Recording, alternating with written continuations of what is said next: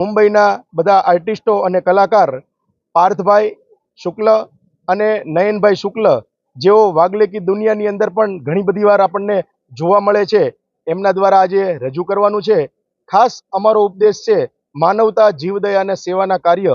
વર્ષ દરમિયાન અઢળક પ્રોગ્રામો અમારા ગ્રુપ દ્વારા કરવામાં આવે છે અને આ પ્રોગ્રામને અમે એટલા માટે જ લાવ્યા છીએ કે લોકો સુધી આ સેવા યજ્ઞનો એક મેસેજ પહોંચે અને આ મેસેજ દ્વારા અનેક લોકો આ સેવાની અંદર જોડાઈ શકે. એ માટે અમે આજે આયોજન કર્યું છે. લગભગ 1000થી વધારે લોકો આ પંડિત દીનદયાલ ઓડિટોરિયમની અંદર આ નાટક ડ્રામા માણવા માટે આજે પધાર્યા છે. જય જિનેન્દ્ર, હું પૂજા ચેતન ગોસલિયા. આ નાટક વિરહથી વૈરાગ્ય સુધીનું one of the excellent topics છે અને અત્યારે ઓડિયન્સ જોઈ શકીએ છીએ કે મોર દેન 1000 પ્રેઝન્ટ છે અહીંયા.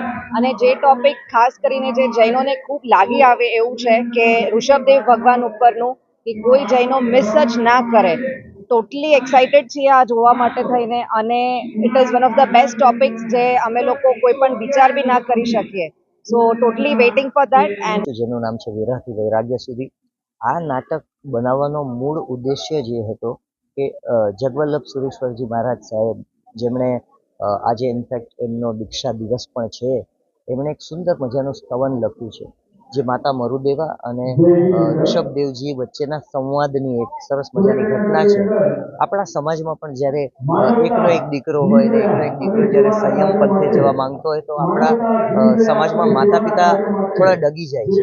તો આ એવા માતા પિતા માટે સંદેશ છે કે એકનો એક દીકરો હોવા છતાં આ નાટકમાં જે માતાનું પાત્ર ભજવે છે એને પેલા પ્રશ્નો થાય છે અને એનો દીકરો એને માતા મરુદેવા અને ઋષભદેવજી વચ્ચેનો સંવાદ આખો સંભળાવે છે અને માતાનું હૃદય પરિવર્તન થાય છે અને માતા પોતાના એકના એક દીકરાને સંયમ પંથે જવાની આજ્ઞા આપે છે.